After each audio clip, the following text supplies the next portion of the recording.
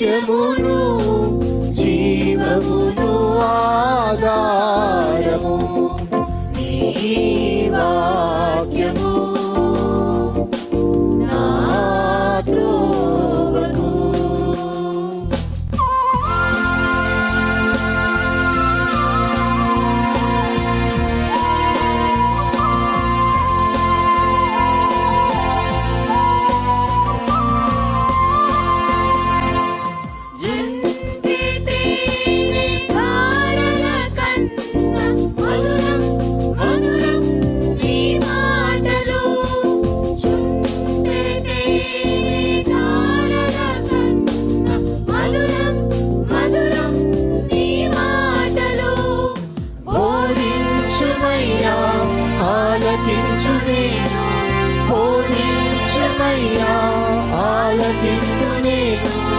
అనుసరింతునయ్యా ఆత్మశక్తితో, అనుసరింతునయ్యా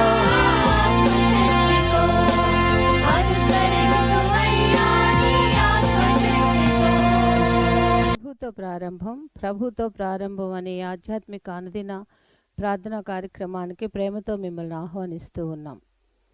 మన జీవితానికి ఆదియు ఆధారమునైనటువంటి ఆ దేవుణ్ణి మొదట మరణించుకున్నట్లయితే ఆ దినమంతయు ఆయన కృపాక్షేమములే మన వెంట వచ్చును. మొదట అవేకునే లేవగానే మరి నీతిసూరుడైనటువంటి ఆయనని చూద్దాం, ఆయన మనలనైన స్వరాన్ని మనం విందాం. మన జీవిత కాలం అంతయు ఆయన ఆశీర్వాదములు దీవెనలు మన మీద కుమ్మరించును. యెషయి 65:24 మనం చూసినట్లయితే వారికి ఈలాగున జరుగును, వారు వేడుకొనుక మునుపు నేను ఉత్తరం ఇచ్చేదను, వారి మనవి చేయుచుండగా నేను ఆలకించెదను. మనవి చేయుచుండగానే ఆయన మన మనవిని ఆలకిస్తున్నాడు. కాబట్టి మరి ప్రతి దినము కూడా ఈ యొక్క అనుదిన ఆధ్యాత్మిక కార్యక్రమంలో మనం పాల్గొన్నట్లయితే మన జీవిత కాలం అంతయు కూడా ఆయన మేలులను మనం పొందుకోగలము. ఆ నిత్యరాజ్యంలో వారసులుగా మనము జీవించగలం. రండి, ప్రభుతో ప్రారంభ కార్యక్రమంలో పాల్గొనండి, ఆత్మీయ మేలులు పొందండి. దేవుడు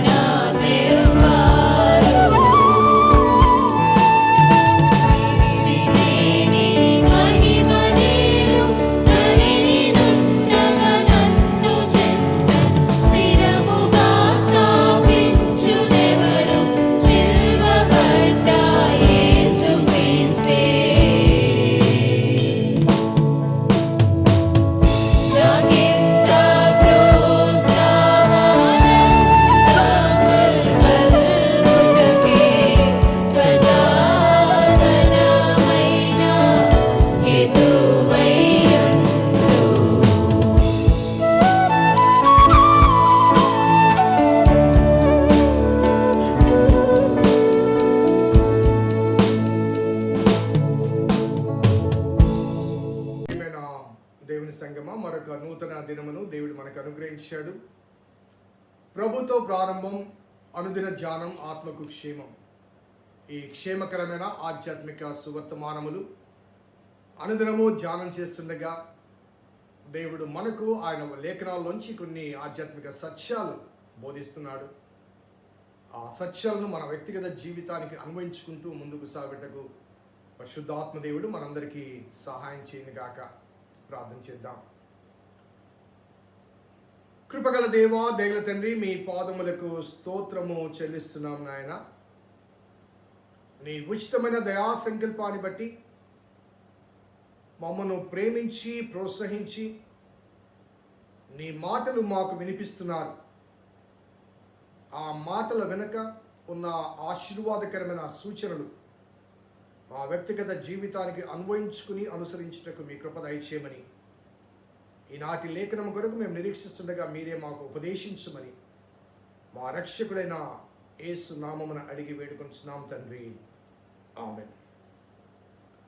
స్నేహితులారా, నిన్నటి దినము ఒక మంచి సలహాదారుడు, సైన్యాధ్యక్షుడు దావీదు జీవితంలో యోవాబు గురించి మనం జ్ఞాపకం చేసుకున్నాం. మరి అతను ఏ రీతిగా దావీదు పట్ల నమ్మకముగా ఉండి చివరికి ఆ కుటుంబం చేతిలోనే తన ప్రాణాలు కోల్పోతాడు. ఆ విషయాన్ని జ్ఞాపకం చేసుకున్నాం. మరి ఈ దినము మరి నమ్మకముగా ఉంటూ నమ్మక ద్రోహం చేసిన ఒక వ్యక్తిని గురించి మనము జ్ఞాపకం చేసుకుందాం. 2వ సమూయేలు గ్రంథం 15వ అధ్యాయం 12వ వచనం.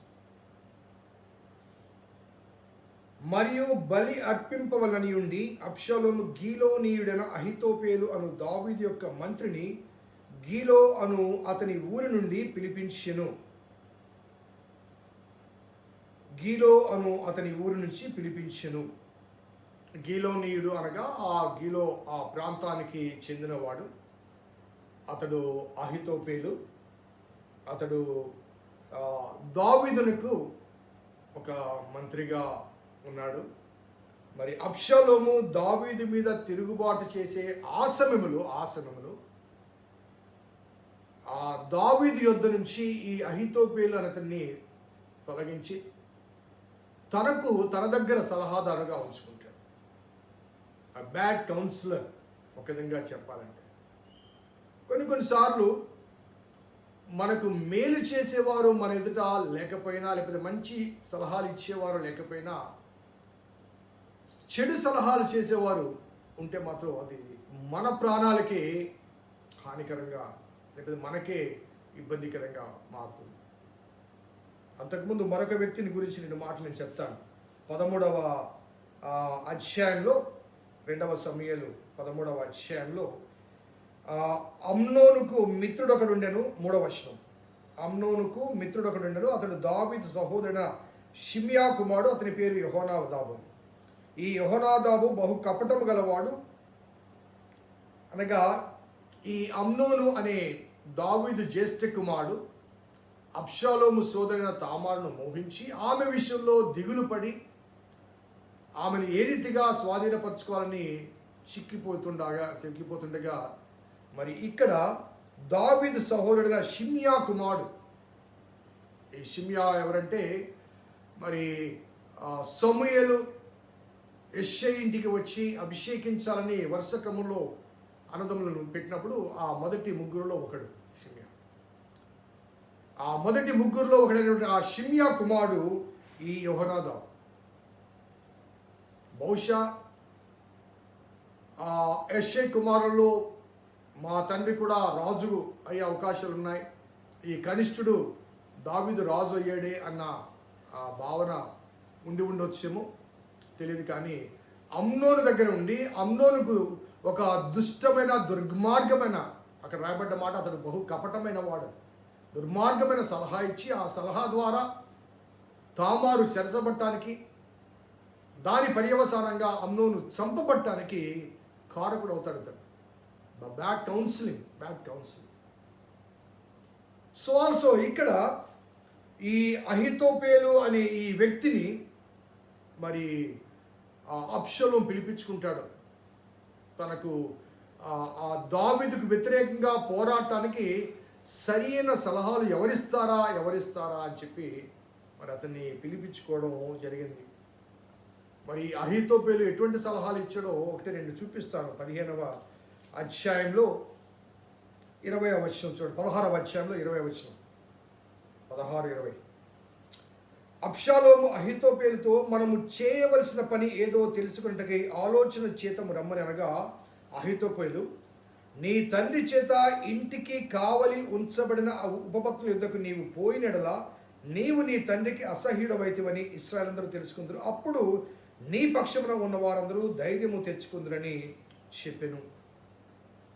సో అబ్షాలోము తిరుగుబాటు చేసినప్పుడు దావీదు కొంతమంది ఉపపత్తులను కోటలోనే ఉంచి తాను పారిపోతాడు.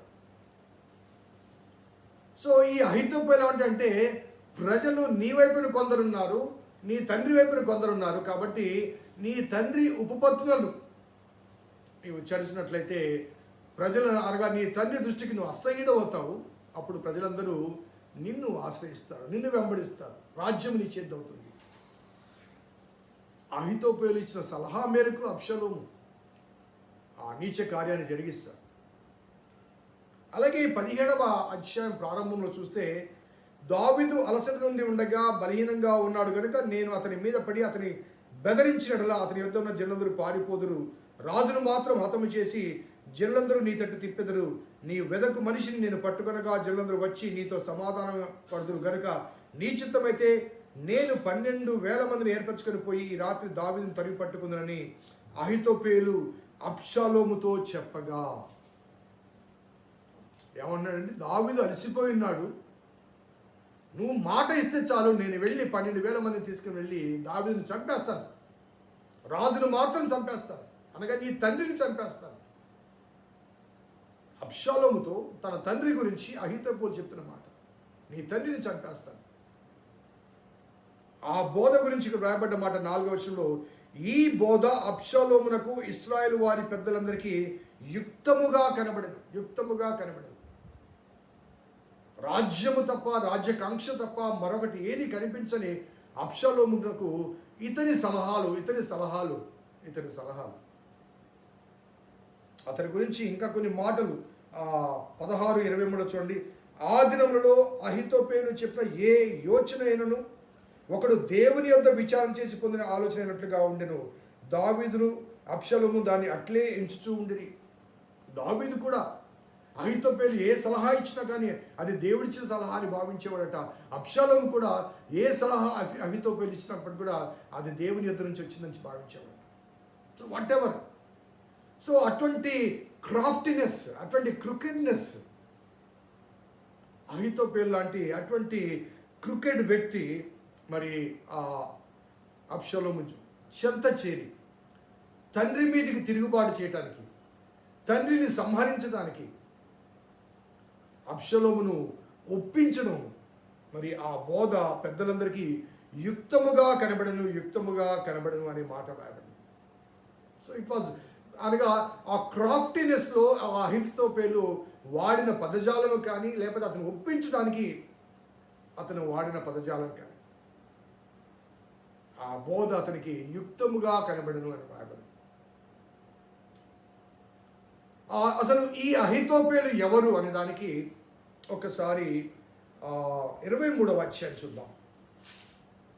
23వ అధ్యాయంలో దావీదు చివరి కాలంలో దావీదు దగ్గర ఉన్నటువంటి అనేక మంది శూరులు, లేకపోతే సలహాదారులు, మరి ఆలోచన పరులు, వీరందరి గురించిన వివరాలు ఆ దావీదు చివరి గడియలో ఆ వివరాలు అక్కడ రాయబడ్డాయి. మరి వాటిలో అనగా 23వ అధ్యాయంలో 24వ వచనం చూస్తే ఆ 30 మంది యోధుల గురించి, యోవాబు సహోదరుడైన ఆషాయేలు, బెత్లెహేమైన దోదో కుమారుడు ఎల్హానా అని రాస్తూ, మరి చివరిలో వచ్చేసరికి ఎవరి పేరుందంటే హిత్తీయుడగు ఊరియా ఉన్నాడు. హిత్తీయుడగు అనగా ఊరియా కూడా దావీదు యొక్క నమ్మకమైన పనివారులు కానీ లేకపోతే సైన్యములు కానీ దావీదును వెంబడించిన వాళ్ళు కానీ, హిత్తీయుడు అయినప్పటికీ కూడా దావీదును వెంబడించిన వాడు. కాబట్టి దావీదు కొరకు మనకు తెలుసు, దావీదు బెత్షెబా విషయంలో పొరపాటు చేసినప్పుడు, పాపం చేసినప్పుడు, మరి ఆమె గర్భవతిని తెలిసినప్పుడు ఉరియాని పిలిపించి ఆమెతో శయనించమని పంపిస్తే, నా సైన్యము యుద్ధములో ఉంటే నేను పోయి నా భార్యతో శయనించాలా, నేను పోను అంటాడు.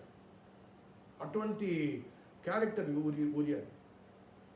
సో ఈ క్రమంలో నేను అహితోపేలు గురించి మాట్లాడుతూ ఊరియా గురించి ఎందుకు మాట్లాడుతానంటే, ఈ అహితోపేలు 34వ వచనం చూడండి. గిలోనీయుడైన అహితోపేలు కుమారుడు ఏలియాము. సో దావీదు దగ్గర ఉన్న నమ్మకమైన వారిలో ఊరియా ఉన్నాడు. ఊరియాతో పాటు ఇంకొక వ్యక్తి ఏలియాము కనబడుతున్నాడు. ఈ ఏలియాము ఎవరంటే అహితోపేలు కుమారుడు. అనగా అహితోపేలు రాజు దగ్గర సలహాదారుడుగా ఉంటూ అక్కడి నుంచి అతడు అబ్షలోము దగ్గరికి వెళ్ళి రాజు మీద తిరుగుబాటు చేసిన ఈ అనుభవాల మధ్య అతని కుమారుడు ఏలియాము గురించి కూడా మరి దావీదుకు చాలా నమ్మకమైన వ్యక్తిగా, అనగా ఊరియా, ఏలియాము వీరందరూ కూడా దావీదు ఎన్నుకున్న ఆ 30 మందిలో ఒకరు. మరి ఈ ఏలియాము ఎవరు అన్నదానికి ఒకసారి 11వ అధ్యాయం చూద్దాం. 2వ సమూయేలు గ్రంథం 11వ అధ్యాయం.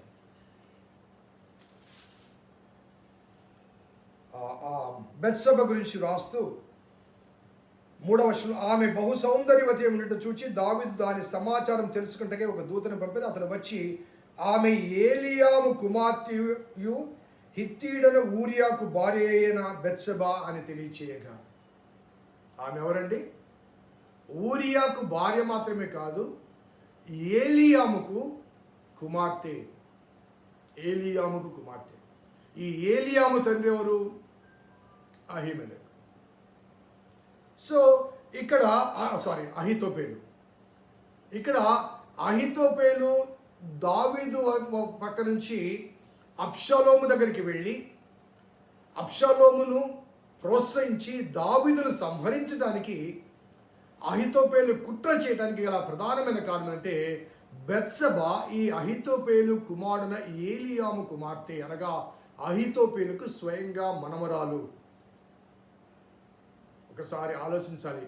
మరి ఎందుకు అహితోపేలు అబ్షాలోము పంచను చేరి దావీదును సంహరించడానికి మరి కుట్ర పన్నాడంటే, తన సొంత మనవరాలని ఒక రకంగా చెరపట్టి ఆమె భర్తను ఊరియాను సంహరించిన అనుభవం.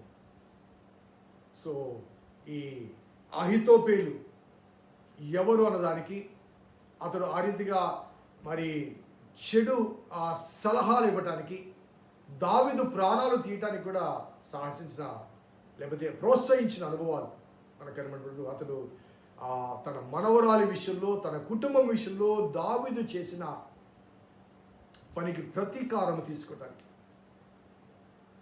సో దావీదు తాను చేసిన ఆ క్షణికావేశముతో లేకపోతే క్షణిక ఉద్రేకముతో చేసిన ఆ చిన్న కార్యం ద్వారా ఎన్ని రీతిలుగా హ్యూమిలేట్ చేయబడో, సఫర్ చేయబడ్డాడో ఒకసారి ఆలోచించాలి. సో తన కుటుంబీకులు మాత్రమే కాకుండా బెత్షెబా సంబంధితులు కూడా దావీదు మీదకి తిరుగుబాటు చేశారు. కొన్నిసార్లు మనము తెలిసి తెలియక చేసే పొరపాట్లు ఎదుటి వాడికి ఇబ్బంది కలిగించి హాని కలిగించినప్పుడు వారు మన మీదకి తిరుగుబాటు చేస్తే దాన్ని సహించడం కానీ భరించడం కానీ చాలా కష్టం. సో అహితోపేలు అనే వ్యక్తి ఒక సామాన్యుడిగా కనిపిస్తున్నాడు, కానీ అతడు బెత్షెబాకు తాతగా. సో దావీదు పొందిన ఆ శ్రమ అనుభవాల్లో 1 కాదు 2 కాదు, చాలా శ్రమలు. అందుకే గతంలో నేను చెప్పాను, ఒక సామాన్యమైన శ్రమలు దావీదు అనుభవించలేదండి. క్షమించబడ్డాడు అని మనం భావిస్తున్నాం, కానీ క్షమించబడే అనుభవాల మధ్య భౌతికంగా చాలా బాధపరచబడ్డాడు, గాయపరచబడ్డాడు, మరి నిందించబడ్డాడు, అవమానపరచబడ్డాడు, శ్రమను అనుభవించాడు. దావీదు అన్ని విషయాలు తట్టుకోగలిగాడు. తన కుటుంబం చిన్న భిన్నమైపోయింది. ఈ అనుభవాలను ఒకసారి జ్ఞాపకం చేసుకుంటే ఇటువంటి చేదు, ఇటువంటి ఇబ్బందికరమైన స్థితిగతులు ఎవరి జీవితంలో, ప్రత్యేకించి విశ్వాసుల జీవితంలో ప్రవేశించకూడదని భావిస్తూ ఈ అహీతోపెలు ఒక చరిత్ర మనకు ఒక సాదృశ్యంగా నిలవాలని కోరుకుంటూ ఈ మాటను ముగిస్తున్నాను. ప్రార్థన చేద్దాం. కృపగల దేవా, దయగల తండ్రి, మీ పాదములకు స్తోత్రము చెల్లిస్తున్నాం నాయన. మీరు మాకు ఉపదేశిస్తున్న ఉపదేశాలు, శ్రేష్టమైన మాటలు నీవు మాకు వినిపిస్తూ, మేము చేసే పొరపాట్లకు ఎటువంటి కాన్సిక్వెన్సెస్ మేము భరించాల్సి వస్తుందో, అదే రీతిగా మా చుట్టూ ఉన్నవాడు పైకి ఒక రీతిగా మాట్లాడుతూ మరొక రీతిగా ప్రవర్తిస్తూ మోసపూరితమైన కుట్రపూరితమైన సలహాదారుడుగా ఉంటున్నప్పుడు అటువంటి వారి విషయంలో జాగరూకత కలిగి ఉండటానికి కుటుంబాల్లో కానీ, సంఘములు కానీ, సమాజంలో కానీ నాయకత్వ బాధ్యత వహించిన వారు ఎంతటి మెలకువగా ఉండాలో మాకు జ్ఞాపకం చేశారు. యోబు లాంటి మంచివారు ఉన్నారు, అహీతోపెలు లాంటి కుట్రదారులు ఉన్నారు. ఇటువంటి అనుభవాలు మా జీవితాల్లో కూడా ఉన్నప్పుడు మేము కూడా జాగ్రత్త వహించటకు మీ కృప దయచేయండి. మా రక్షకుడైన యేసు నామమున అడిగి వేడుకొంచున్నాం తండ్రి, ఆమేన్. తండ్రి, కుమార, పరిశుద్ధాత్మ త్రియేక దేవుని దీవెన ఈ వాక్యం విన్న బిడ్డలకు, వాక్యాభిలాషులకు సదా తోడేయును గాక. ఆమేన్. God bless you. దేవుని దీవించును గాక.